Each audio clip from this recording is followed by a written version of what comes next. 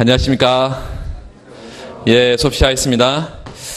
오늘 쪽지 시험 봤던 거를 잠깐 확인해 볼게요. 세 가지인데, 세 가지. 첫 번째는 소비 한계 대체율, 두 번째 생산의 한계 대체율, 그걸 한계 기술 대체율이라고, 세 번째는 생산물, 결합 생산물, 두 가지 이상의 체와 이 결합 생산물의 한계 전환율 혹은 한계 변형률, 이 세 가지인데, 이 세 가지가 그 곡선과 또가 뭐가 하나 더 결합이 되면 각각 시장의 균형 상태가 되는데, 그 균형 상태를 한번 보자고요. 첫 번째, 소비의 한계 대체율. 어디로부터 나와 그 곡선은? 소비 한계 대체율. 무차별 곡선의 접선의 기울기인데 그 무차별 곡선은 어디로부터 나와요? 효용 함수로부터. 효용 함수로부터 무차별 곡선이 나오는데 이게 소비의 최적화를 달성하는 과정이죠. 주관적인 교환 비율과 객관적인 교환 비율이 맞아떨어지면 시장은 균형이니까. XY 두 제와 평면이고 이 제와 평면에 무차별선을 이렇게 그렸을 때 이렇게 무차별선을 인디퍼런스 커브 효용이 일정한 상태에서 이 효용이 일정한 상태에서 무차별선의 접선의 기울기가 뭐라 그랬냐면 MRS라 했어요. MRS. 그래서 이것과 예산선의 접선의 기울기가 맞아떨어진 상태 여기 한번 쓰면 MRS 정의가 뭐지? 정의가 효용이 일정하게 유지된다는 조건 하에서 효용이 일정하게 유지되는 조건 하에서 X제 소비를 델타 X만큼 늘리면 포기할 용의가 있는 Y제 양. 효용이 일정한 상태에서 X제 소비량을 늘렸을 때 포기해야 하는 Y제 양. 포기할 용의가 있는 Y제 양. 그래서 이게 한계 뭐의 비율? 효용의 비율이다. MUY분의 MUX.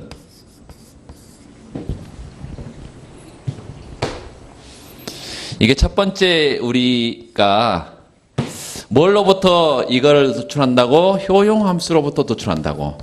그러니까 효용 함수를 주지 않으면 MRS라는 것을 구할 수가 없다. 효용 함수를 주지 않으면 MRS를 구할 수 없다. 그러니까 우리가 이제 확장성을 한번 생각해 보면 요 MRS를 구하려면 반드시 효용 함수가 주어진다. 두 번째는 이 얘만 있어가지고는 아무런 의미가 없고, 두 번째, 시장에서 객관적인 교환 비율과 관련된 예산선이 있어야 하는데, 예산선. 그 예산선이 M equal PX, X. X제 가격에다가 X제 소비량을 곱한 것이 X제 지출액.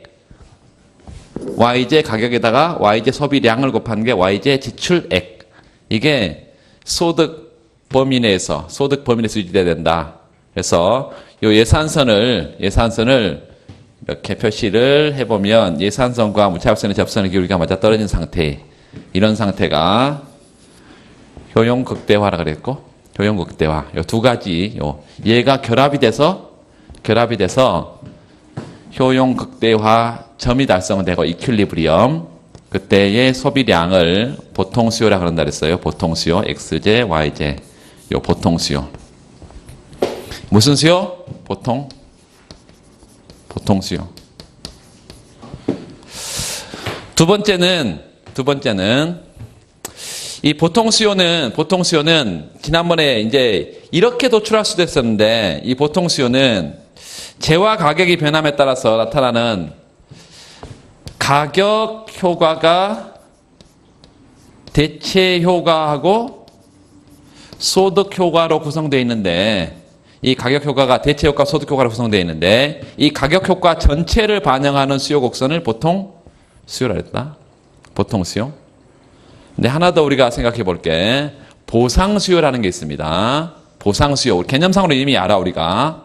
보상 수요는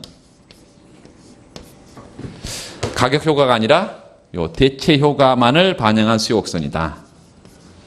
대체 효과만을 반영한 수요 곡선이 보상 수요 곡선이다. 그리고 이 보통 수요는 한 단계 더 나가면 이 보통 수요는 효용 극대화의 해다. 요거의 솔루션이다. 효용 극대화의 해가 보통 수요다. 그런데 요 보상 수요는 물론 대체 효과만을 반영할 뿐만 아니라 지출 극소화의 해다.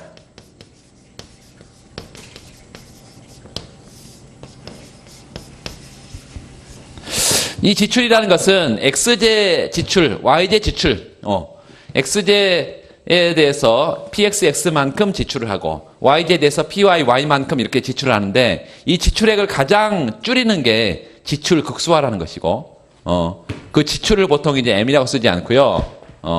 요거를 우리가 사실은 이게 요게 의미가 있는 게 뭐냐면 요게 목적 함수로부터 나온 것이고 이게 제약 함수로부터 나온 거잖아요. 그렇죠. 피곤해하지 말고 이거 목적 함수로부터 나오고 이거 제약 함수로부터 나온 거죠. 자기한테 말한 거 아니야. 자, 그런데 이 지출 극소화는 반대로 이게 목적 함수고 이게 제약 함수. 이게 목적 함수고 이게 제약 함수야. 효용 극대화는 이렇게 써서 우리가 maximize, utility, XY 있었고 subject to M 요렇게. 요게 효용 극대화라는 거였어. 그런데 지출 극소화는 뭘 바꾼다고? 제약하고 목적식을 바꿔. 그래서 이거는 minimize. 지출 expenditure. 지출은 뭐예요? PXX, PYY, XJ와 YJ 지출의 금액이고 요게 목적식이고 제약이 뭐 있다? 서브젝트 투? 뭐가 있어? 그렇지. 효용이 일정하게 돼. 효용이 일정하게 돼. 소득이 일정하다는 제약하에 되고요. 효용이 일정하다는 제약. 자, 그러면 요게 이제 효용 극대화의 해고 지출 극소화의 해인데 여러분 이제 이게 어떻게 공부가 좀 이제 부족하신 분들은 이게 갑자기 뭐 이게 이제 복잡해져 버린다 이렇게 생각할 텐데 공부를 한 사람들은 저거 있었지. 자, 이게 이제 뭐 제약하에서 요 예산 제약하에서 무차별수는 가장 바깥쪽으로 밀어낸 상태에서의 뭐 제약? 요 M이라는 예산 요게 제약이 묶여 있어. 얘는 가장 바깥으로 밀어낸 것이고 무차별수는. 그런데 반대로 여기에 조그맣게 평면을 하나 그려보면 효용선을 잡아두고 요게 안쪽으로 끌어내리는데 접할 때까지 끌어내린다면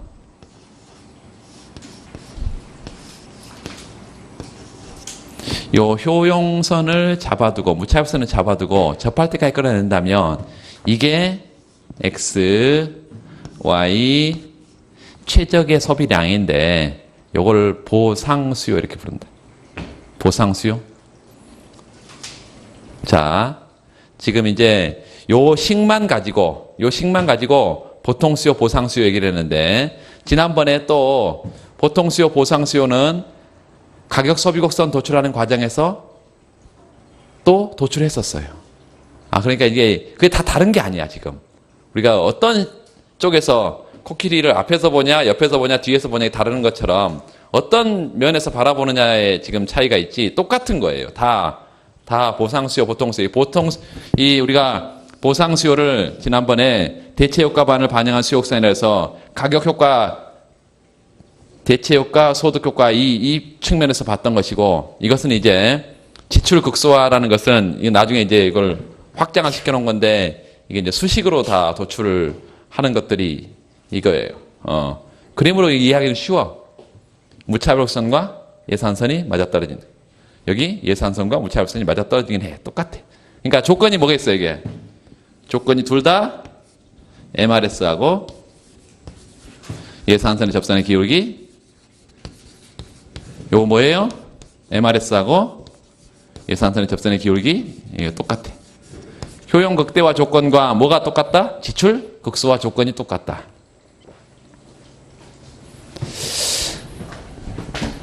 그래서 그 중에 제일 중요한 이거 지금 물은 거야, 오늘 MRS요. 이거 모르면 뭘 할 수 있겠어, 도대체.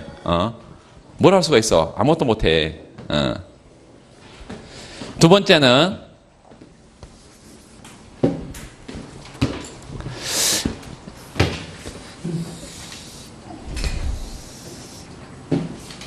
생산의 한계 대체율. 그걸 한계 기술적 대체율 그러는데, MRTS 그렇죠? MRTS는 뭐의 접선의 기울기라고? 등량선의 접선의 기울기. 등량선의 접선의 기울기. 그래서 요 MRTS는 하첨자는 물론 LK이고 등량선의 접선의 기울기인데 등량선은 말 그대로 등량, 산출량이 일정하다. 등량, 산출량이 일정해. 산출량이 일정하다는 조건 하에서 내가 노동 투입량을 만약에 늘렸다고 하면 당연히 자본 투입량은 줄여야지. 그래서 산출량이 일정하다는 조건 하에 뭐라고? 산출량이 일정하다는 조건 하에 노동 투입량을 늘렸을 때 포기해야 하는 자본 투입량. 요게 MRTS고 MRTS는 MPK분의 MPL이라고 그랬어요.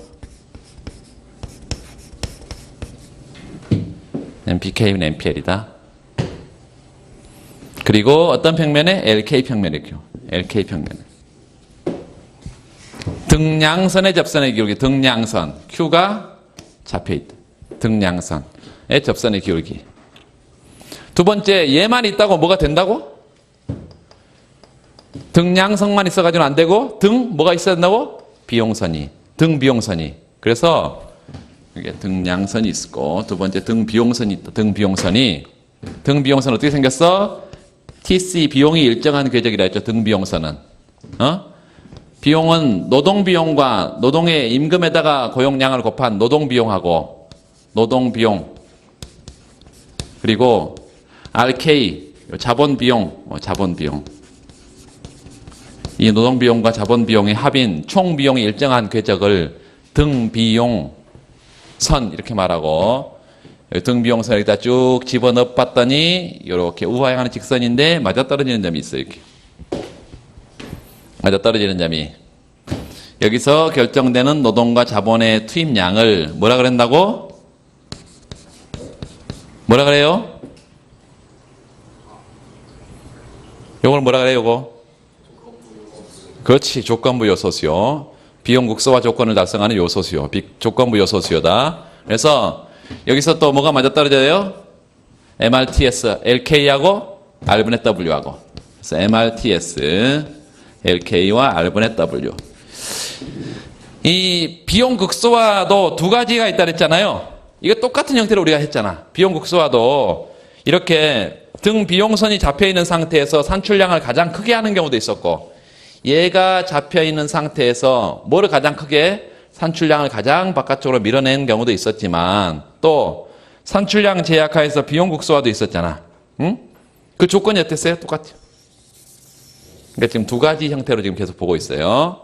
여기에 효용 극대화, 그 다음에 지출 극소화. 여기는 비용 제약하에서 산출량 극대화, 또 산출량 제약하에서 비용 극소화.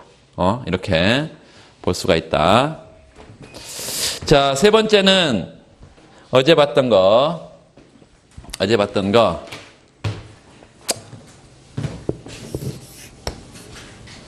그젠가? 어제 보든 그제 보든 뭐 그제 본 것도 어제 본 것처럼 기억이 생생하죠?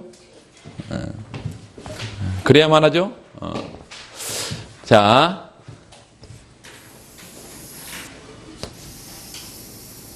여기는 산출량이라는 게 하나뿐이잖아.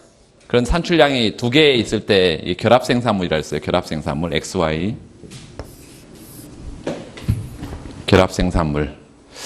두 개가 있었고 여기서 우리가 어떤 개념이라는 게 있었냐면 MPT 혹은 MRT라는 게 있었는데 MRT XY.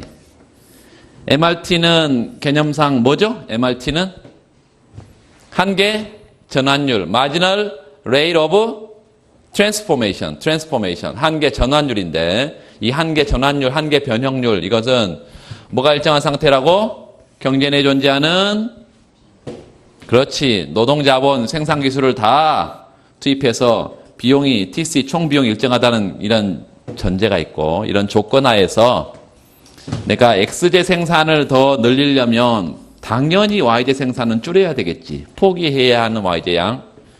X 생산을 늘리는 과정에서 포기해야 하는 Y제 양. 뭐분의 뭐라고? 뭐의 비율이라고요? MCY분의 MCX. MCY분의 MCX.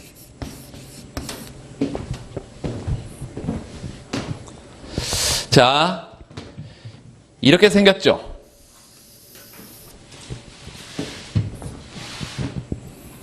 이렇게 생겼는데 이게 생산 가능 곡선 PPC, 생산 가능 곡선 PPC. 그래서 이거 정확하게 표현하면 PPC의 접선의 기울기인데 생산 가능 곡선 PPC, Production Possibility Curve, 결합 생산물 곡선 혹은 생산 가능 곡선, 생산 가능 곡선.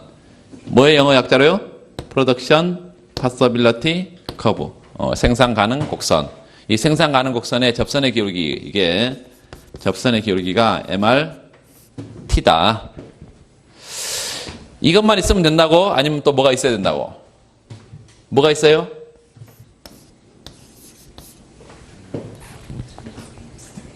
등수입 곡선이라는 게 있어. 등수입 곡선.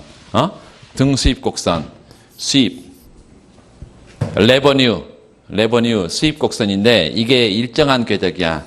수입은 내가 X제 가격으로 X제를 시장 갖다 냈다 팔고, Y제 가격으로 Y제를 이만큼 시장 갖다 내다 팔면 이게 총 수입이고, 총 수입이 일정한 궤적. 이걸 등수입 곡선이라 그랬고, 등수입 곡선에 뭘로 정리해봤더니, Y로 정리해봤더니 기울기가 마이너스 PY분의 PX인 기울기가 있고, 이런 형태로 접할 때까지 밀어낸 게 수입이 가장 커진다 그랬잖아요.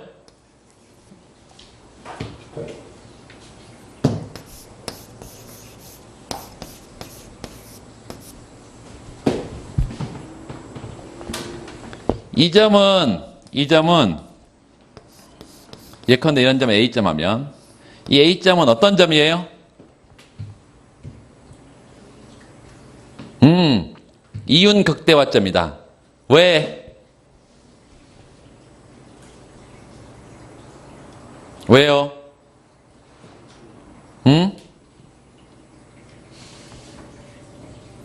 알 것 같은데 자신이 없어? 수입이 커져서, 비용이 일정한 데다가, 두 사람이 합작으로, 이유는 TR에서 TC를 뺀 것인데, 요게 지금 TC가 일정하니까, 요 TC가 일정한 상태에서, 요게 수입이 가장 큰 상태니까, 왜? 등수입 곡선은 원점에서 바깥으로 나갈수록 수입이 커지는 거니까. 요게 뭐예요, 절편값이? 요거 종축 절편 이게 뭘까? 요 절편값은 뭐예요? 요거에서 뭘 제로로 보내버리면 돼? 요 x를 제로로 보내버리면 이게 제로가 돼버리잖아요. 그럼 y는 뭐야? py분의 r이지. 이 절편값이 py분의 r이겠죠. 그러니까 r이 크면 클수록 어때? 밖으로 나가겠지. 그래서 요 등수입 곡선에서 TR이 극값을 갖는다는 것은 요 파이가 이윤이 극값을 갖는다는 것을 의미한다. 그래서 이윤 극대화점이다. 이 점은 이윤 극대화점. 그래서 여러분 집에 가면 요 세 개 곡선을 그려놓고 이제 여러분이 아는 지식들 전부 다 동원을 해가지고 그래프도 그리고 설명도 하고 그게 필요하다. 이게 이제 한 장을 넘어가면 예를 들어서 앞에 생산자 이론을 하면 소비자 이론 잊어버리고, 비용하면 생산자 이론 잊어버리고, 시장 조직 이론 하면 소비자 이론 언제 했지? 이러면 안 되고 각 장에서 가장 중요한 건 그대로 들고 가야 돼. 계속. 그래서 여러분 책을 꼼꼼하게 정독을 해가지고 한번 이렇게 읽는 게 중요한 게 아니고 슬렁슬렁 3번 읽는 게 훨씬 더 중요하다 이것입니다. 이해되시죠? 시간이 많아서 하는 게 아니고 여러분 하나씩 자꾸 챙기면서 가야 됩니다. 오늘 진도를 나가겠습니다.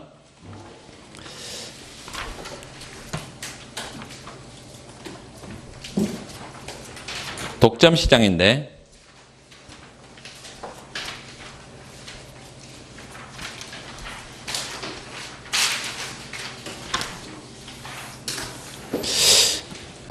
어제 순수 독점의 단기 균형에서 351페이지 교과서 순수 독점의 장단기 균형에서 뭐 봤었냐면 거기 독점도라는 것을 봤어요. 이 독점도는 러너의 독점도가 있었고 힉스의 독점도가 있는데 12.1 이게 러너의 독점도고, 독점도는 언제 커진다? P와 MC 사이가 커지면 커질수록 커진다. 이 P와 MC 사이가 커지면 독점도가 커진다는 건데, P와 MC가 같으면 독점도가 없으니까 경쟁시장이라 그랬습니다. 그러면 이 러너의 독점도는 과연 항상 맞는 얘기일까?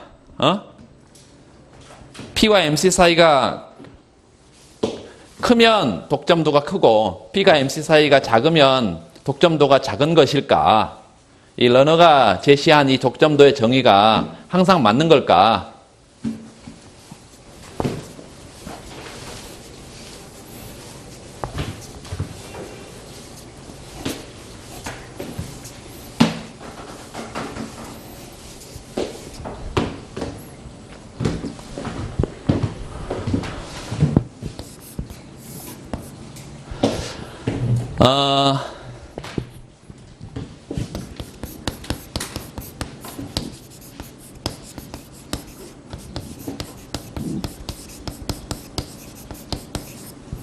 이 순수 독점의 단기 균형을 우리가 봤을 때, 이 단기라는 것은 장기에 비해서 독점의 이윤이 초과 이윤을 누리고 있지만, 사실은 독점자는 장기에 이 이윤이 더 커질 가능성이 있습니다. 그런데 단기에도 일반적으로는 독점자는 초과 이윤, 양의 이윤을 누리고 있다. 그리고 어제 우리가 봤었는데, 이 프라이스 퀀터티 평면에 디맨드가 이렇게 우하향하는데, 디맨드가 이게 원래 시장의 수요인데, 독점자는 자기 혼자 물건을 공급하기 때문에 이 시장 마켓 디맨드를 자신의 수요로 인식한다. 그래서 이게 개별 기업, 이 독점 기업이 직면하는 수요이기도 하다. 개별 기업이 직면하는 수요 이렇게 써놔요. 개별 기업이 직면하는 수요, 독점 기업이 직면하는 수요, 이게 시장 수요예요. 절편 갖고 기울기 2배인 MR이 도출되고, 이거 증명을 했습니다. MC가 이렇게 생겼다고 할 때,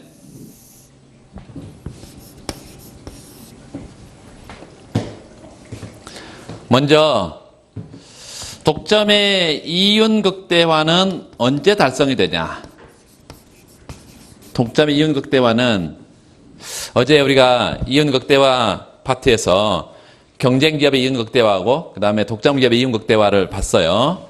어떻게 생겼냐면 맥시마이즈 파이가 이윤이고, 이윤을 극대화한다는 것은 뭐와 뭐의 차이를 크게 한다는 것이고, TR에서 TC를 뺀 요거 차이를, TR과 TC의 차이를 크게 한다는 것이고, 그리고 뭐라 그랬냐면 TR은 가능한 한 크게 하고 TC는 가능한 한 줄이면, 이렇게 줄이면 이윤은 커진다 이랬습니다. 요 이윤을 가장 크게 하기 위해서 독점자가 몇 개 생산하겠냐, 내가 몇 개를 생산해야 나의 이윤이 가장 커지냐. 그리고 first order condition, first order condition, 이게 미분 조건은 한 번 미분한다 이거예요. 목적 함수를 뭘로? 선택 변수로 한 번 미분해서 제로로 보내는 이유는 뭐라 그랬어요? 극값에서는 기울기가 제로니까, 0이니까. 그래서 이게 MR equal MC 조건하에서 이윤이 가장 커진다 이랬습니다. MR equal MC 조건하에서. 그래서 이 MR equal MC 조건이 충족된 상태에서 뭘 달성을 해? 이윤 극대화를 달성하고, 그때 산출량을 Q 모노폴리의 산출량, 그리고 수요 곡선은 소비자의 최대 지불 의사니까 독점자가 다 받는다 그랬습니다. 이렇게. 그래서 모노폴리의 가격이 이렇게 있고.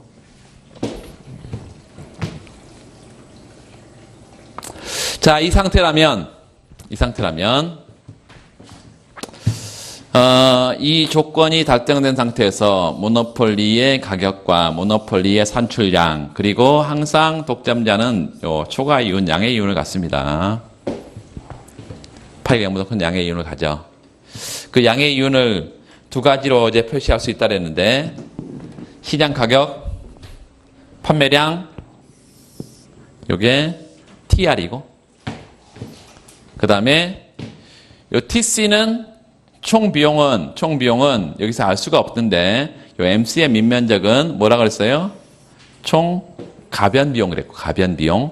고정 비용이 없다고 하면 요게 T 원래 VC인데 고정 비용이 없다 하면 TC로 우리가 볼 수가 있겠고, 여기 전체에서 빼면 요걸 PS 생산자 잉여 혹은 고정 비용이 없다 하면 이윤 이렇게 판단할 수 있다 그랬고, 이거를 이렇게 MR의 밑면적으로도 표시할 수도 있다 그랬고, 요게 TR이고, MR 전체의 밑면적, 요게 TR이고, 요 아래쪽이 TVC니까 요걸 PS로 이렇게, 요 면적으로 PS를 표시할 수도 있다.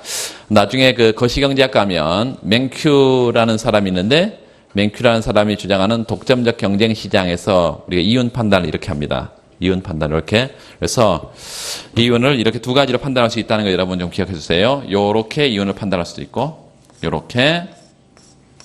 요렇게 호로 면적을 판단할 수도 있는데, 그 말은 얘 면적하고 얘 면적이 지금 같다는 거죠, 사실은. 그래서 독점적 초과이윤을 누린다, 우리 이렇게 말할 수 있는데,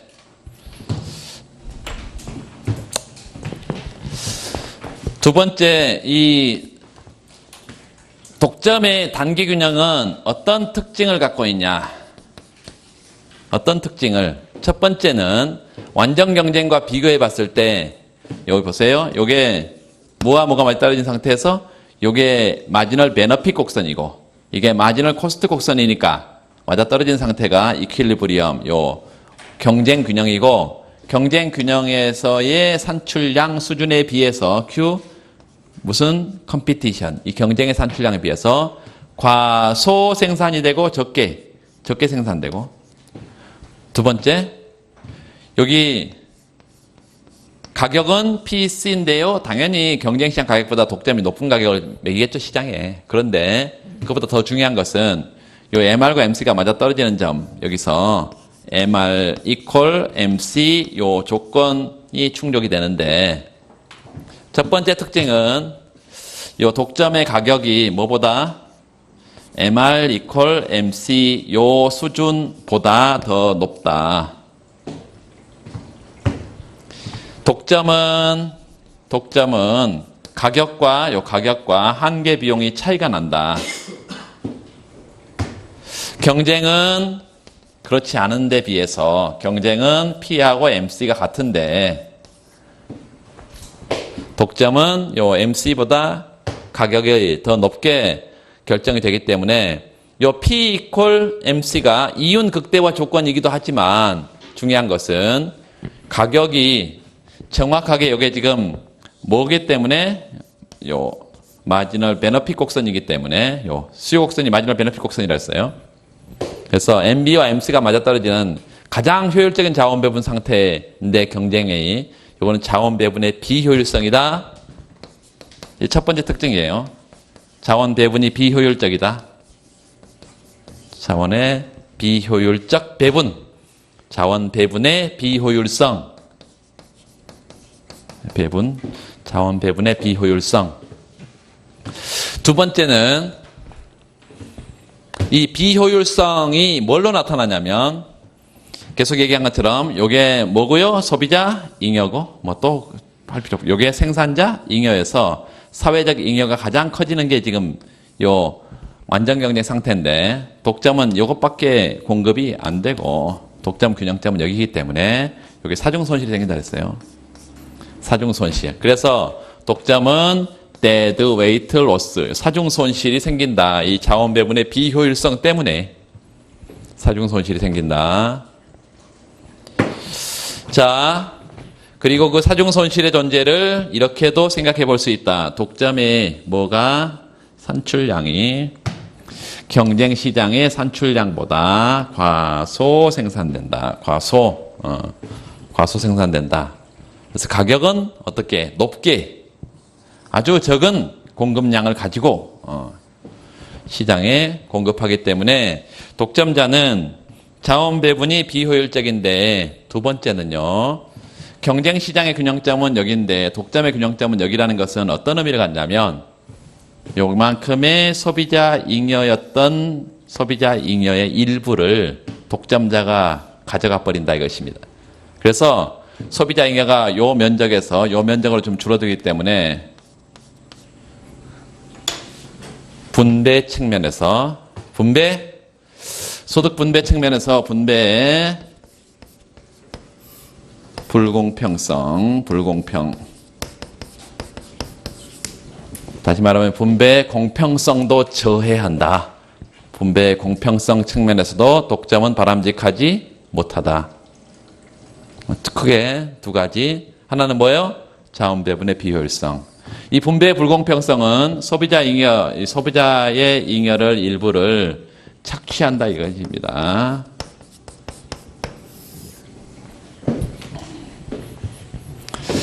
그래서 두 가지 형태를 우리가 독점의 가장 중요한 특징이라고 이렇게 볼 수가 있어요.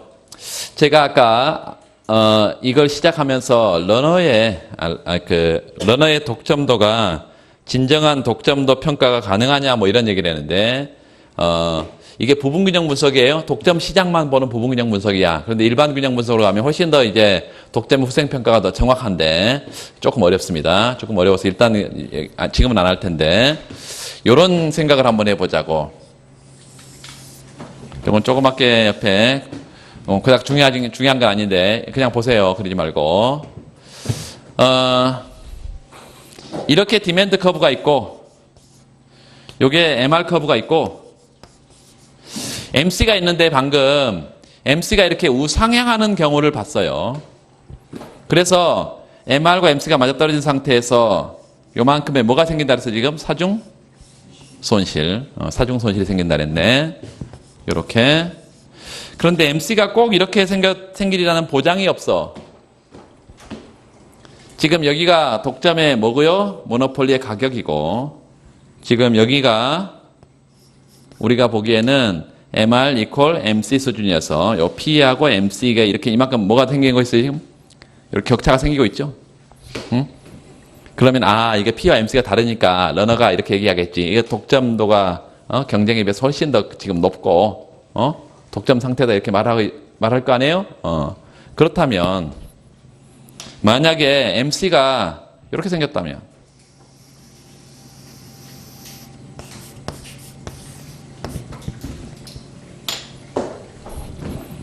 MC가 우상향하는 보장은 없어.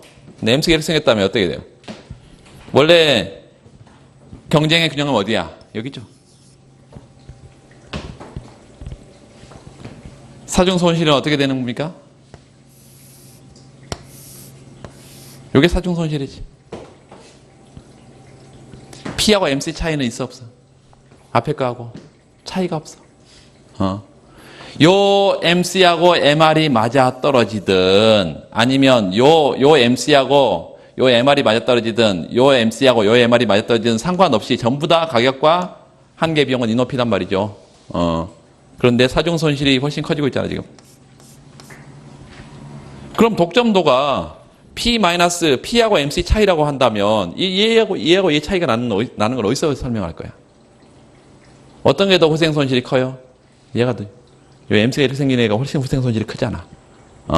그래서 경쟁 상태보다 훨씬 더 뭐가 산출량이 크게 줄면서 이게 독점도가 훨씬 클 거예요. 그런데 러너의 지수는 이걸 반영할 수가 있다 없다? 없다 이것이지. 그래서 이걸 이제 이런 한계를 지적하면서 일반 균형 분석을 해야 된다 이런 얘기가 나온다고요. 하여튼 우리가 저 자체가 중요한 게 아니라 러너의 독점도가 하여튼 한계가 있는 것이다. 이런 정도만 여러분 일단 이해를 해 두시고 뒤에 넘어가겠습니다. 2번 354페이지 2번 단기균형의 그만계 성격. 그래서 세 번째 줄에 보면 밑줄 보세요. 독점자의 경우는 애당초 공급 곡선이라고 불릴 수 있는 것 자체가 존재하지 않는다.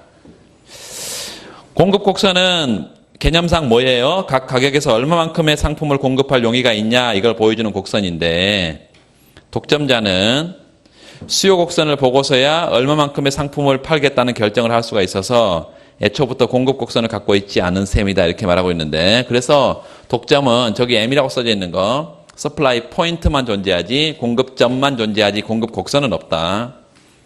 두 번째, 둘째로 그 단기 균형을 뜻하는 점에서 젠 수요의 가격 탄력성은 1보다 큰 값을 갖는다는 특성이 있다. 자, 여기서 보면 수요 곡선 상에서 가격 탄력도를 우리가 정할 텐데, 이게 지금 독점의 균형점이라고 했어요. 가격 탄력도가 항상 특정한 경우를 빼고는 항상 뭐보다 큰데 1보다 큰데, 왜 그래? 요 MR이 제로인 점이 뭐라고? 수요 가격 탄력도가 1인 점이야. 그러니까 1보다 크겠지, M점에서는 당연히. 근데 항상 그래요? 항상 그렇지는 않지. 왜냐하면 요 독점의 균형점이 MR과 MC가 맞아떨어진 상태에서 균형인데, MC가 뭐면? 제로면. MC가 제로야. 그럼 어디서 만나겠어요? 여기서 MR 이퀄 MC가 되면서 독점의 공급량이 결정될 거 아니에요? 그러면 그때 가격 탄력도는 뭐야? 1이지. 응? 그래서 항상 1보다 크다라고 말하는 것은 이제 일반적으로 그렇다는 거지, 항상 그런 건 아닙니다. 예외는 다 있어. 중요한 것은 독점이 수요의 가격 탄력도가 굉장히 높은 지점에서 뭘 한다? 공급을 한다. 그거 하나 체크를 해두시면 되겠고, 장기균형. 독점은 장기균형에서 단기균형보다 이윤이 커질까요? 작아질까요? 일반적으로 커지는데 그 이유가 거기 나와 있어요. 장기에는 시설 규모 자체를 선택할 수 있다. 그러니까 단기에는 저기 보세요. 단기에 독점자는 경쟁보다 이윤이 커지는 이유는 이걸 빼앗아 왔기 때문이야, 소비자로부터. 근데 장기에는요, 독점자의 이윤이 커진다는 것은 반드시 이걸 빼앗아 온 것으로부터 커지는 게 아니라 독점의 공장 시설 자체를 조정 가능하기 때문에 장기에는요, 그걸 통해서 독점의 잉여가 커진다라고 말할 수도 있기 때문에 반드시 단기의 소비자 잉여 착취분보다 장기의 소비자 잉여 착취가 더 크다고 말할 수는 있다, 없다? 없다 이것입니다.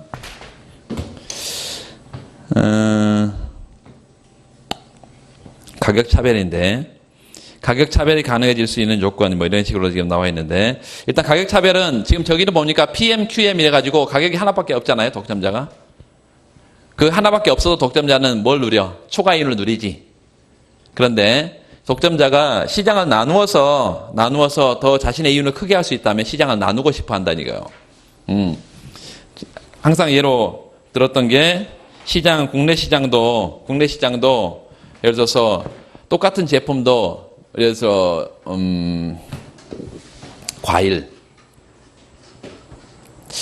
과일은 생산 현지에서 가격이 더 높을까요? 아니면 서울이나 부산이나 이런 대도시에서 더 과일 가격이 더 높을까요? 대도시에서, 왜냐하면 보통 이제 우리가 서울에서 과일 나무가 있지 않잖아.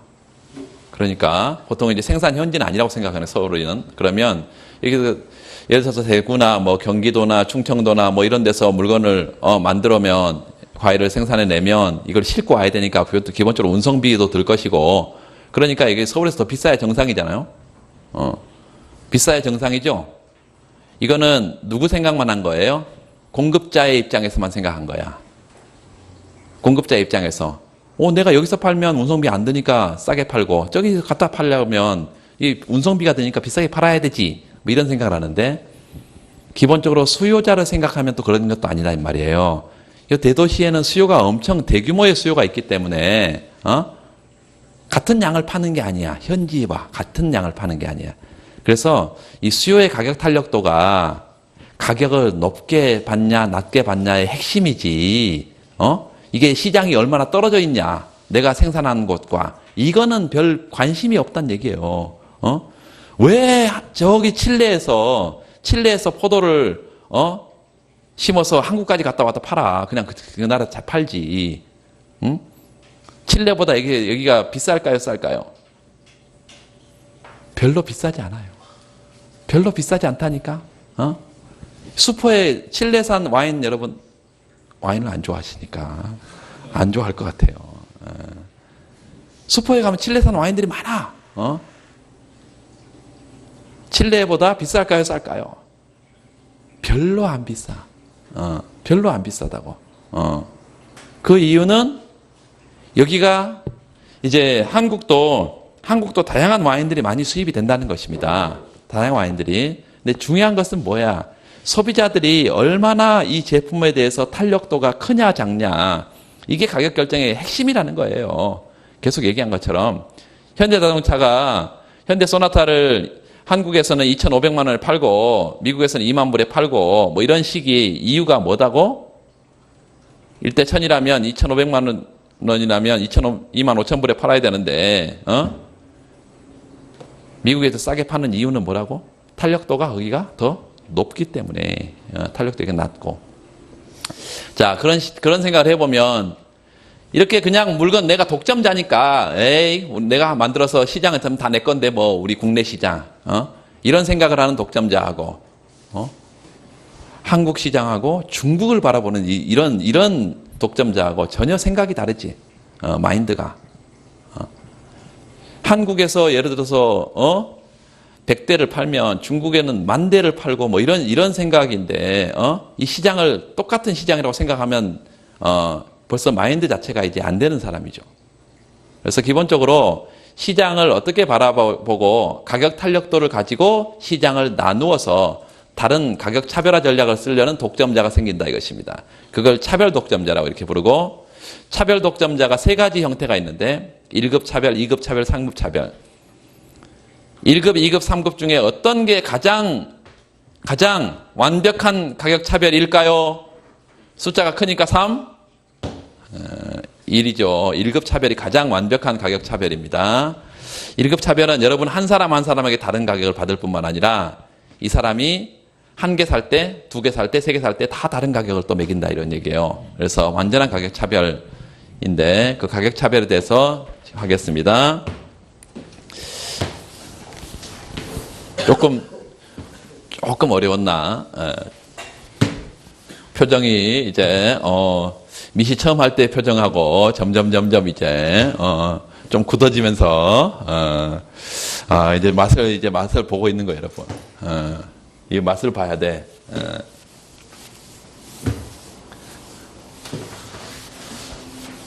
그렇게 뭐 경제학 책이 뭐 호락호락하게 만화책 보는 것처럼 그렇게 호락호락하게 잘 넘어가고 뭐 이러면 누가 경제학을 열심히 하겠어요? 그러니까 경제학자들이 자기들이 하는 걸 뭔가 가치를 부여하기 위해서 어렵게 만들어 놓은 거지. 그렇다 생각이 안 들어요? 왜 좀 쉬운 용어로 하지? 쉬운 용어로. 자기들만 아는 용어로. 그런 거죠? 아니에요? 다 할 수 있는 일반적인 건가?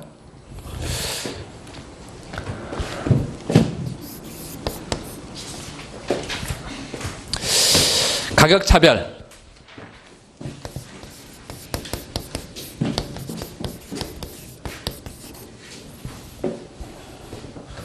이 가격 차별의 가장 중요한 것은 뭘 기준으로? 방금 수요의 가격 탄력도를 기준으로,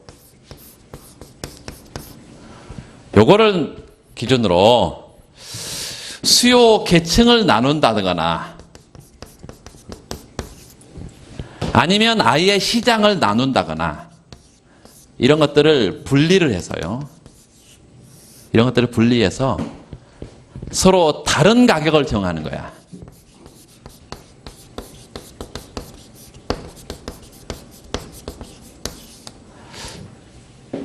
에버랜드나 이런 데서 그렇게 많은 다른 가격을 정하는 거 가보세요.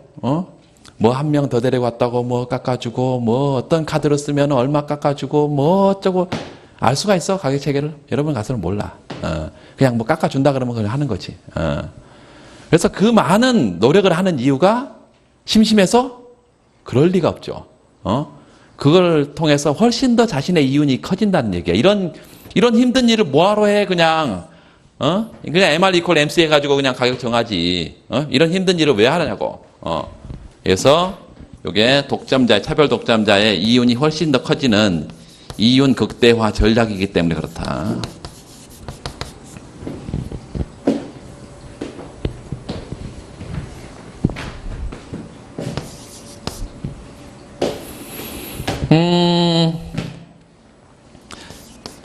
그러면 언제 이윤이 가장 커지는지 이윤 극대화 조건이라는 것을 좀 보면 3급 차별부터 좀 보겠습니다. 그래야 다른 것이 구분하기가 쉬워요. 3급 차별은 시장을 나누어서 가격 차별 전략을 쓰는 거야. 시장. 이걸 시장 분할에 의한 가격 차별이라고 이렇게 불러요. 3급 차별은 시장을 나누어, 시장을 지금까지는 내가 물건 만들어서 서울에다만 갖다 팔았는데 이제 서울에도 팔고 부산에도 팔고 여러 개 시장을 지금 다르게 판다. 서울하고 부산 가격을 똑같이 지정한다. 그러면은 이건 단일 가격이고 서울에 파는 것과 저기 제주도에서 생산해 가지고 그 부산에서 파는 건 좀 다르다. 뭐 이렇게 하면 차별화된 가격이에요. 이 시장 분할의 가격 차별을 보면 자 한번 보세요. 이렇게 물건을 만들어 공장에서 한 공장에서 만들어 한 공장에서 물건을 만들어 그래서 독점자 가져와요. 가지고 와. 그래서 요렇게 A 시장에도 팔고 B 시장에도 팔아. 두 개 시장에서. 응? 요 시장이 A라는 시장이 있고 시장에 B라는 두 개 시장이 있어. 얘는 독점자예요. 차별 독점자야. 얘는 공장이야. 공장에서 물건을 만드는데 얼마의 물건을 만드냐면 전체 Q라는 물건을 만들어요. Q만큼의 물건을 만들어. 독점자 가지고 와. 그래서 A 시장에는 QA만큼 팔아. B 시장에는 QB만큼 팔아. 물론 QA, QB 합하면 지금 뭐 독점자가 끌어안고 있는 재고 이런 건 없다고 생각을 할 때 요 Q하고 QA 플러스 QB가 같겠죠. 이 두 개 합한 게 이거겠지. 공장에서 만들어 놓은 거. 그래서 공장에서 10개를 만들어서 A 공장에 3개 팔고 A 시장에 3개 팔고 B 시장에 7개 팔고 뭐 이런 식이란 얘기예요. 그러면 A 시장에서는 뭐가 나와? 당연히 물건 팔으면 판매 수입이 나오지. 그 판매 수입은 어느 시장의 판매 수입이야? A 시장의 판매 수입이. 요거는 B 시장의 판매 수입이겠죠? B 시장의 판매 수입이야. 그리고 공장에서 Q만큼 물건을 만들 때 비용이 들죠? TC만큼 비용이 든다. 자, 그렇다면 얘가 이윤을 크게 하려고 지금 두 개 시장을 나누었어 이렇게. 그럼 원래 이윤은 뭐였어요? 얘 행동 원리는 maximize 파이, 요 기업의 이윤 파이였는데요. 파이가 원래 TR에서 TC를 뺀 건데 TR이 뭐 한 개가 아니라 두 개. TC는 한 개. 그러니까 요 이윤이라는 것은 TRA에서 TRB를 더하고 그리고 TC를 뺀 것이 이윤이다 이것입니다.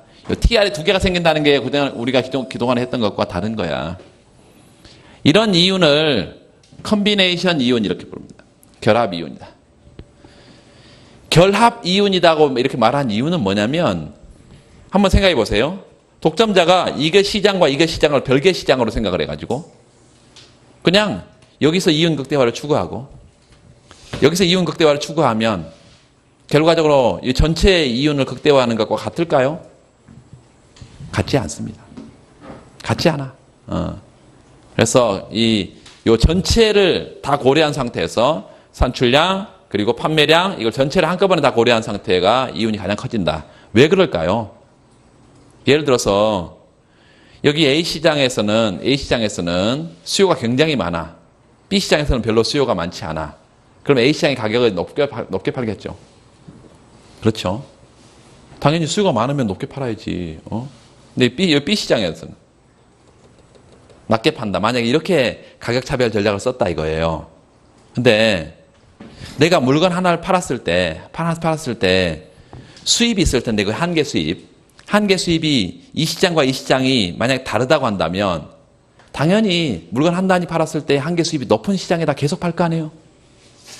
낮은 시장은 판매량을 줄이고 그러다 보면 결국은 높은 시장의 판매 수입이 점점 추가적인 한 단위의 수입이 점점 떨어지면서 결국은 같아진다 이것입니다. 응? 같아져. 그게 이제 이윤 극대화 상태인데 요 결합 이윤을 극대화한다는 것은 요 목적 함수를 극대화하는 내가 A 시장에 몇 개 팔고 B 시장에 몇 개 팔고 요걸 선택하는 거예요.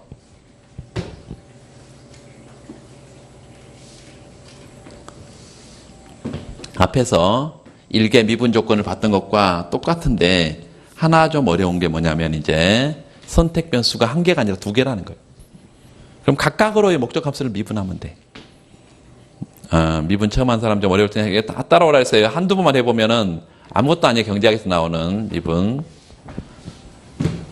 첫 번째는 얘로 미분해요.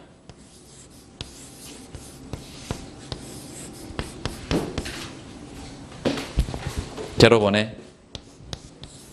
두 번째는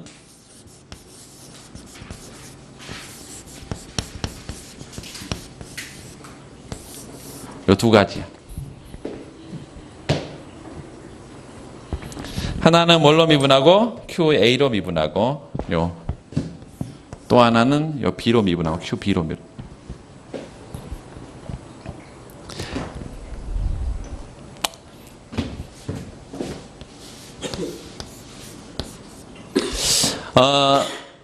각각 미분하면 됩니다. 이제 요 TRA 플러스 TRB TC니까 각각 미분하면 돼. QA로 TRA로 미분하면 원래 TR을 Q로 미분하면 뭐였어요?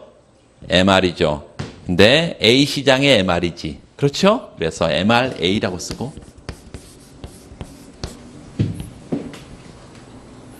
여기 QA로 TRB를 매분하면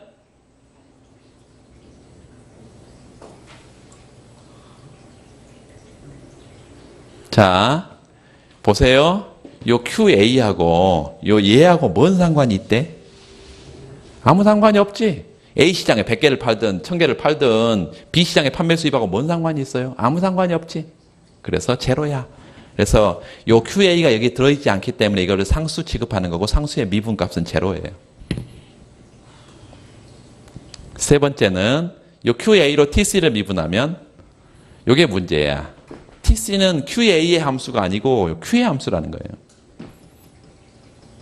그래서 이게 연쇄 법칙이라는 게 있어요. 연쇄 법칙. 자, 이렇게 한번 써봅시다. 요거는 지금 뒤에 두 번째가 0이고 세 번째가 이제 이렇게 쓸 수 있는 거예요. 이게 원래 QA로 지금 뭘 미분한 거야 지금 TC를 미분한 건데 사실은 요게 TC가 Q의 함수지 QA의 함수가 아니야. 그래서 요걸 한 번 더 우리가 변형을 좀 해줘 보면 어떻게 변형을 할 수가 있냐면 요거를 이렇게 변형할 수 있어요. Q로 미분을 해줘. 원래가 TC가 Q의 함수니까. 그리고 분모에 없던 것을 만들어줬으니까 분자에도 DQ를 만들어줘. 그러면 소구가 될까 이렇게. 여기가 DQA 이렇게. 이렇게. 그러면 이렇게 쓴 거 이거하고 똑같은 거죠. 분모 분자 Q의 DQ가 사라질 거니까. 자, 그래서 이게 무슨 의미냐면 요 A 시장의 판매량의 변화가 요 Q를 산출량을 얼마나 변화시키냐. 그 산출량의 변화가 총 비용을 얼마나 변화시키냐. 지금 이렇게 두 단계로 나눈 거예요. 당구 잘 치신 분? 당구 치는 사람 있을 텐데. 뭐 옛날 같지 않아요. 요즘 뭐, 그건 스포츠지 뭐. 옛날에는 당구장 간 사람 이상하게 생각했는데, 요즘 뭐 스포츠장. 그, 풀볼 치신 분. 이 홀이 있는, 사이드나 코너에 포켓이 있는 포켓볼. 뭐하고 놀아요? 여러분 뭐하고 놀아? 맨 그 컴퓨터 게임만 하나? 풀볼을 보면 어떻게 생겼냐면 이렇게 사이드나 코너에 이렇게 구멍이 있어요. 이렇게. 여기서 이제 한 개의 볼을 가지고 여기에 있는 것들을 일단 깨트린 다음에 한번 생각해 보세요. 여기 볼을 가지고 이제 여기 안에 넣으려고 하는데 상대방의 볼을 넣는 게 아니라 자기의 볼을 집어넣어야 될 거 아니에요. 근데 얘가 이렇게 가리고 있어요. 얘 가리고 있어. 그러면 이걸 요로 튀어서 요걸 집어넣을 수는 없잖아. 물론 점프도 있습니다. 점프 안 해봤어? 아이, 재밌는 걸 안 해봤구나. 참. 근데 이걸 집어넣기 위해서 여기에 예컨대 내 볼이 있다고 하면 얘를 맞춰서요. 얘를 여기다 집어넣는 방법 이렇게 두 단계로 이게 컨비네이션 샷이라고 그래요. 이거를 컨비네이션 샷. 이 전문 용어예요, 여러분. 예. 한번 알아도 이 컨비네이션 샷하고 이 컨비네이션 룰하고 지금 같은 거야. 내가 얘를 변화시켜서 얘한테 직접 영향을 줄 수가 없어. 그러니까 한 단계를 거쳐서 영향을 주는 거예요.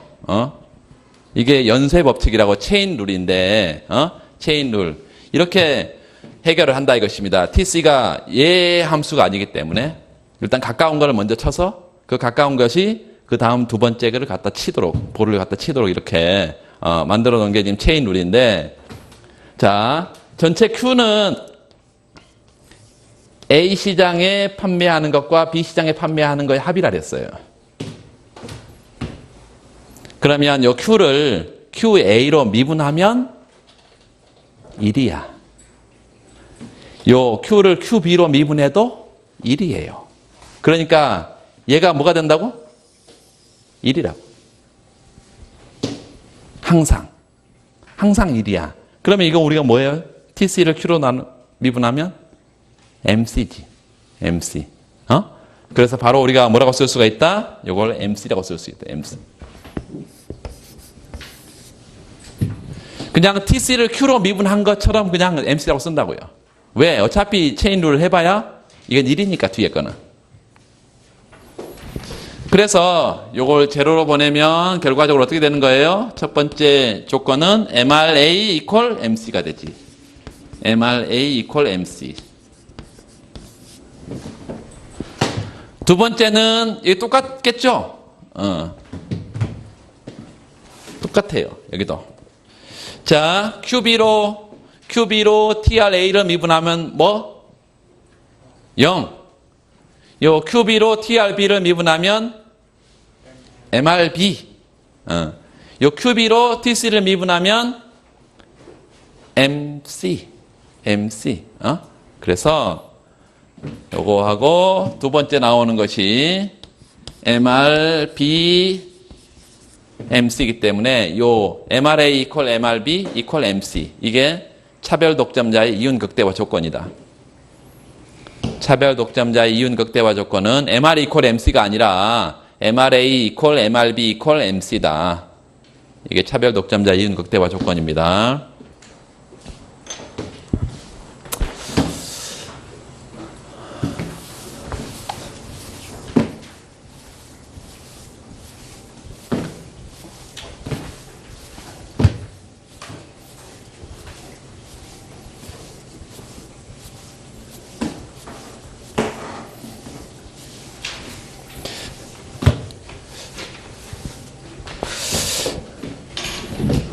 군대 가서는 그 풀볼이라는 것을 엄청 많이 쳤는데 처음에 들어가니까 완전히 하나도 모르고 들어가서 맨날 밥이었었는데 맨날 밥이었었는데 나중에 상병 뭐 병장 이게 달고는 탑이지 이길 사람이 없어. 그래서 엄청 이제 그때부터는 이제 왕이지 왕. 밖에 나오니까 그때도 많이 밖에 나오니까 많이 치지는 않던데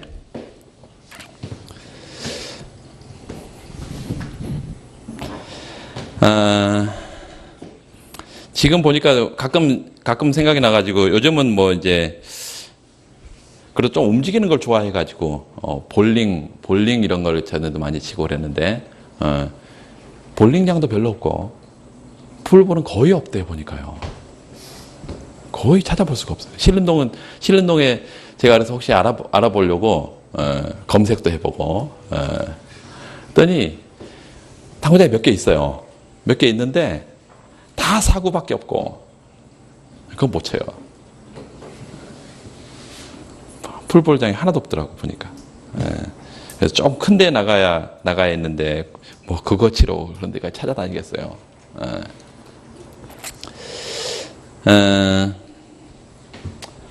가격차별 이걸 이제 우리가 그래프를 좀 그려보기 전에 거기 좀 봅시다. 355페이지 일단 가격차별은 가능해질 수 있는 조건이 있는데 좀 읽어볼게요. 가격차별이 행해지고 있는 사례는 우리 주위에서 꽤 흔히 볼 수 있다. 전력요금이 일반용과 산업용으로 나누어져서 달리 부과된다든가. 그래서 보통 전기세가 비즈니스 업무용하고 가정용하고 다릅니다. 산업용하고 달라. 산업용은 비쌀까요, 쌀까요? 엄청 싸요. 산업용은 엄청 싸. 그래서 보통 이제 그 산업 단지 같은 데는 엄청 전기세가 쌉니다. 산업을 키워야 되니까. 그것도 다 소비자들이 이제 대신 짐을 나눠주는 거야. 그런 얘기를 나중에 많이 하게 될 거예요. 달리 부과된다거나, 거기 특별카드를 소지한 사람에게 가격을 할인해 준다거나, 영화관에서 조조 할인을 해준다거나, 밑줄. 이런 것들은 다 가격 차별이다. 아침 일찍 와서 보겠다는 사람, 좀 깎아줘야죠. 잠도 안 자고 와서 본다는데. 그 세 가지 요건이 충족돼야만 효과적으로 수행할 수 있는 첫 번째, 소비자를 이렇게 구분할 수 있어야 된다. 밑줄. 첫 번째. 구분. 보통 뭘로 구분한다고요? 잘생긴 거 못생긴 걸로? 미안해요. 분위기가 왜 이래? 소비자를 어떻게 구분한다고요? 가격에 민감하냐, 민감하지 않냐. 그 뭐 신문에 쿠폰, 할인 쿠폰 이런 거를 광고로 내고 그걸 쿠폰을 끊어온 사람, 그 사람은 좀 싸게 팔고, 백화점에서 이렇게 뉴스레터 같은 거 날리잖아요? 날리면서 그걸 들고 온 사람들, 신문 광고에 어려운 사람들, 그건 힘든 일이야. 그런데 그렇게까지 하면서도 할인 받고자 하는 사람들, 그런 사람들은 가격에 민감한 사람들이죠. 그런 사람들 그런 대우를 해줘야지. 왜냐 그런 사람들에도 팔고 가격에 민감하지 않고 뭐 박앤세일 어제 끝났는데 오늘 가는 사람들, 이런 사람들 가격에 민감하지 않은 사람들이잖아요. 그런 사람들은 또 많이 받고, 그게 이제 기업의 이윤 극대화 전략이다. 두 번째, 소비자의 유형을 쉽게 판별할 수 있어야 된다. 세 번째, 전매가 불가능하다. 밑줄. 전매가 불가능하다. 뭐 어떤 사람이 있어요. 예를 들어서 할인 쿠폰으로 엄청 사가지고 그걸 갖고 장사하는 사람들. 이렇게 전매가 가능하면 이런 사람들이 많아지면 어떻게 될까요? 해외 직구가 많아지면 어떻게 될까? 해외 가격과 우리 가격이 거의 비슷해지겠죠. 그렇지 않겠어요? 이제 수입업자들이 해외에서 물건을 사와서 그 마진을 먹고 이제 국내에서 좀 비싸게 파는데, 다 소비자들이 그냥 해외에서 사와버려. 아마존 같은 데가 사와버려. 그러면 수입업자는 남는 게 없을 거 아니에요? 그러니까 가격 차별 전략이라는 게 아무 의미가 없어져 버리지.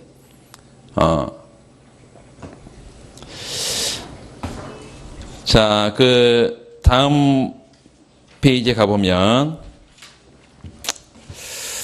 일단은 그 356페이지 제일 마지막 단락 바로 위에 가격 차별에 대해서 한 가지 주의할 것은 그냥 한번 읽어보세요.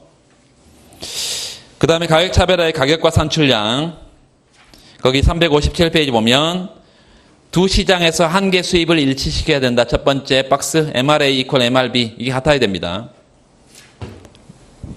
만약 같이 않다면 거기 MRA가 MRB보다 크다면 그 말은 무슨 말이에요? A 시장의 한 개 수입이 B 시장의 한 개 수입보다 더 크다면 시장 B에서 팔던 상품을 한 단위 빼내가지고 시장 A에 팔면 이윤이 더 커져야 된다. 이렇게 하면 총 수입이 양자의 차이만큼 더 커지기 때문에 당연히 이거는 이윤 극대화 조건이 안 되고, 그 다음에 일단 첫 번째 그 조건은 12.3이고요. 두 번째 그 다음에는 독점 기업이 얼마만큼 상품을 생산해야 하느냐, 이게 두 번째예요. 첫 번째 조건은 12.3은 뭘까요? A 시장에 팔까, B 시장에 팔까? A 시장에 몇 개 팔고 B 시장에 몇 개 팔까? 이걸 이제 할당량이라고 말해요. 할당량. 두 개 시장에 각각 몇 개씩 할당할까? 이게 이제 할당량을 정하는데 기준은 뭐라고? MRA, MRB. 두 번째, 다음에는 독점 기업이 얼마만큼 상품을 생산해야 하냐 문제로 등장하는데, 답부터 먼저 말하면 이렇게 시원하게 답을 말하는 게 좋죠. 앞에서 장하게 설명하고 뒤에 가서 이거 그래서 이렇다. 벌써 이미 지쳐버렸어. 여러분 나중에 이제 답안 쓰는 방식도 이렇습니다. 이걸 이제 두 가지씩이라고 그러는데요. 답안 쓰는 방식도 경제학 답안도 그래. 경제학도 장황하게 뭐 이렇게 막 가지에 가지를 치고 아주 싫어합니다. 여러분 답안 이게 그러니까 제일 이제 답안이 좀 읽기가 힘든 분들이 이제 정치학과, 행정학과 뭐 이런 분들이야. 기본 뭐 한마디 하려면 한 페이지야. 이게 아주 힘들어. 경제학 하는 사람들은 아주 힘들어요. 경제학은 그냥 짧고 굵게 답만. 그래서 일단 어떻게 말을 하냐면 이거 답은 뭐다. 문제 딱 물으면 답이 뭔데. 이거를 수식으로 증명하면 이렇고, 그래프로 설명하면 이렇고, 이렇게 가는 거예요. 수식으로 쫙 설명하고, 그래프로 쫙 설명하고, 끝에 가서 답이 이거다. 이게 아니고, 그래서 이제 항상 여러분 나중에 하게 되면 이제 채점자를 편하게, 채점자가 문제 내는 이유가 뭐예요? 답안지를 채점하는 이유가 뭐야? 답을 잘 썼나 안 썼나 그거 보려고 하는 거잖아. 근데 답은 저 뒤에 숨겨놓고, 답을 앞에 내놔야지. 그래서 두 가지씩 답안이 굉장히 읽기가 편합니다. 나중에 여러분 그런 노력들은 많이 할 거예요. 하여튼 거기 밑줄 긋읍시다. 답부터 말했다니까. 이윤을 극대화하는 산출량은 모든 시장에서 같아지도록 만들어진 뭐와 한계 수입이. 거기다 밑줄 긋고요. 한계 수입에다 밑줄 긋고 MRA equal MRB.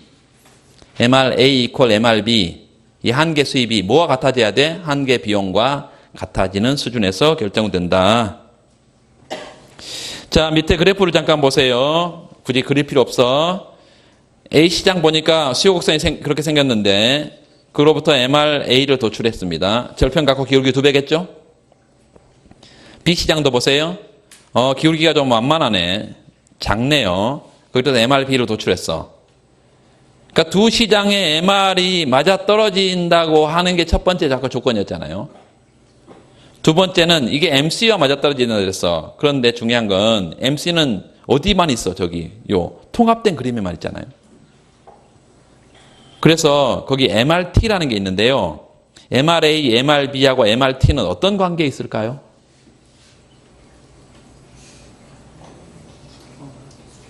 수평합일까요? 거기에 왜 수요 DA/DB 수요 곡선의 수평합은 없을까요? 그러니까 제 질문은 DA/DB를 수평합해서 왜 MRT를 도출하지 왜 수요 곡선이 없어? 우리의 이윤 극대화 조건은 수요하고는 아무 상관이 없다니까 지금요. 요 MR과 MR과의 관계라니까 우리 관심사는. 그래서 이 MR이 수평합으로 쭉 하면 그 MRT가 되고 MRT에다가 동그라미하고 수평합. 각 시장의 MR의 수평합이에요. 그게 MC와 맞아떨어진 상태가 지금 T점인데 T점. Q바에서 T 양쪽 화살표를 표시하고 그 높이가 뭐라고? 그 높이가 뭐예요? MC에 MR과 MC가 맞아떨어진 상태에서 이윤 극대화되니까 그 이윤 극대화되는 상태에서 MC의 높이죠. MC에 점선이 되어 있는 것을 좌측으로 수평의 점선을 쫙 보내서 좌측으로 보내 쭉. 자를 대고 쭉 보내요.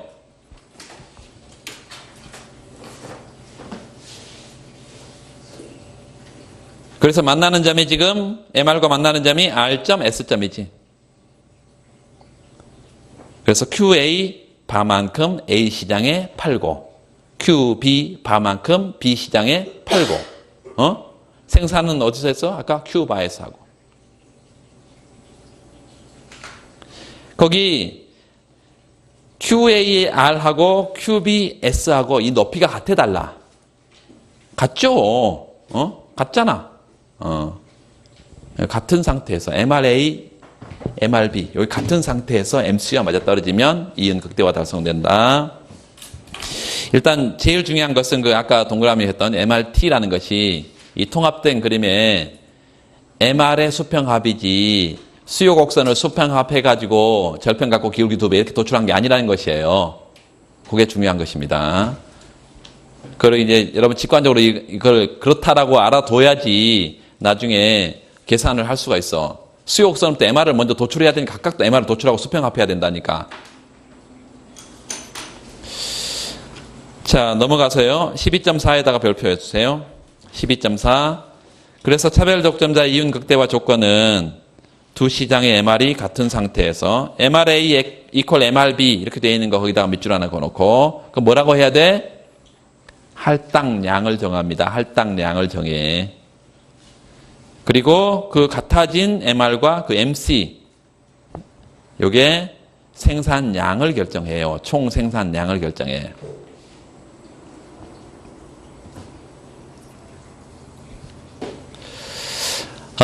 그래서 거기 설명된 부분에 12.4에 두 줄 내려오면 우선 그림 1, 2에 밑줄 보세요. 두 수요 곡선에 상응하는 MRA와 MRB를 그린 다음에 그 둘을 수평으로 더해서 MRT 곡선을 만든다. 그리고 MC를 그려 넣고 교차점에서 뭘 결정을 해요? 교차점에서 뭘 결정을 해? 총 산출량을 결정을 하지.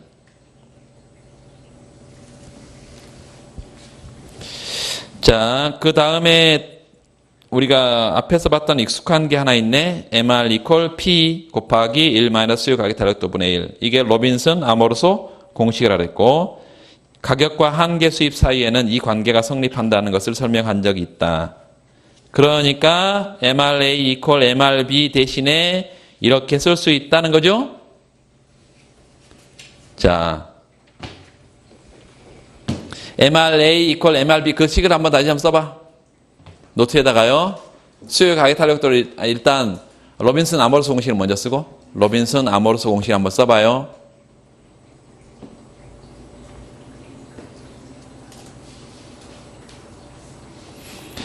그 로빈슨 아모르소 공식에 MRA 쓰고 수요 가격 탄력도에다가 A 똑같은 식을 하나 더 써서 B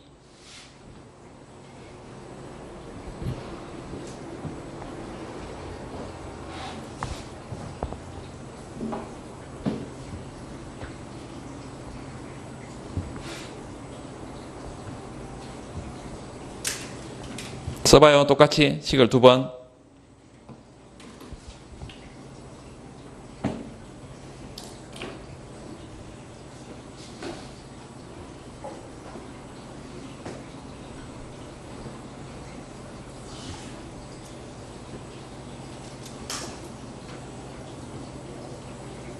자, 그러면 그 다음에 거기 수요의 가격 탄력도가 거기 밑에 그러므로 거기 보세요. 그 밑줄거나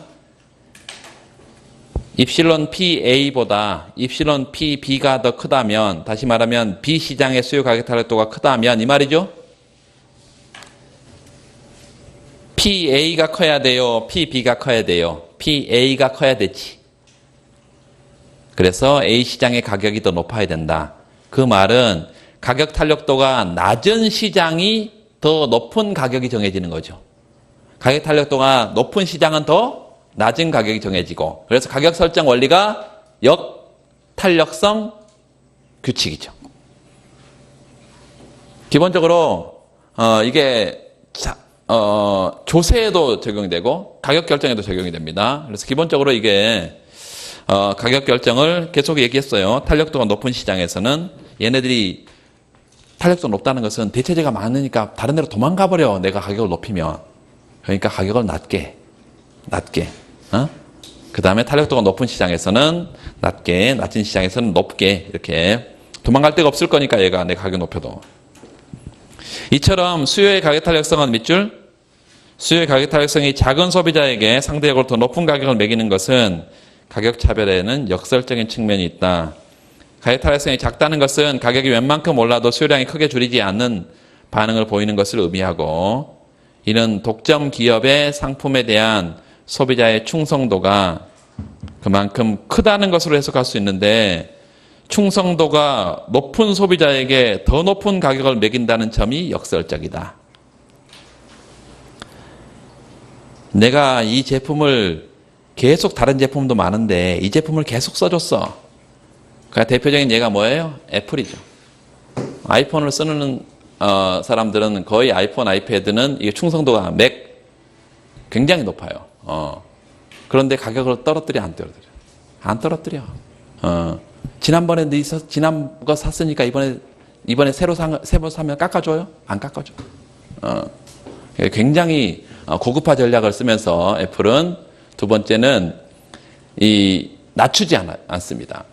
충성도가 높은 고객에 대해서 뭐 혜택이라면 어떤 혜택이 있냐면, 한 번 쓰면은 이게 잠김 효과가 굉장히 큰데, 이전 거를 그대로 이게 버전이 바뀌어도 소프트웨어를 그대로 업그레이드를 시켜주는 거죠. 그래서 아이폰 같은 거 한 번 쓰면 다른 거를 갈아타기가 쉽지 않지. 갤럭시 5 썼다가 다른 거 또 왔다 갔다 하는 거죠. 왜냐하면 똑같아. 다른 거하고 제품이 똑같죠. 제가 뭐 어떤 제품이 좋고 어떤 제품이 나쁘고 이런 얘기를 하는 건 아닙니다. 상대로 제품이 그렇다는 얘기예요. 또 괜히 뭐 삼성하고 애플 싸운다 뭐 또 이러지 말고. 지금 끝났나요? 소송전은? 미국에서 특허 소송 끝났어? 맨날 다르게 나와가지고. 맨날 다르게 나와요? 안 끝났죠. 중간에 끝난 것처럼 해서 서로 이제 윈윈했다 뭐 이렇게, 우리 그동안에 노이즈 마케팅 많이 했지 않냐 이러면서 둘 다 뭐 손해 본 거 별로 없다. 이거 이제 끝낼 줄 알았더니 또 시작을 한 것 같네요. 거기도 보면 이제 잘 들여다보면 국가주의 전략이 얼마나 많이 다 애플의 손을 들어줍니다. 아주 결국은 미국 법정이잖아. 잠깐 쉴까요? 잠깐 쉬고 하겠습니다.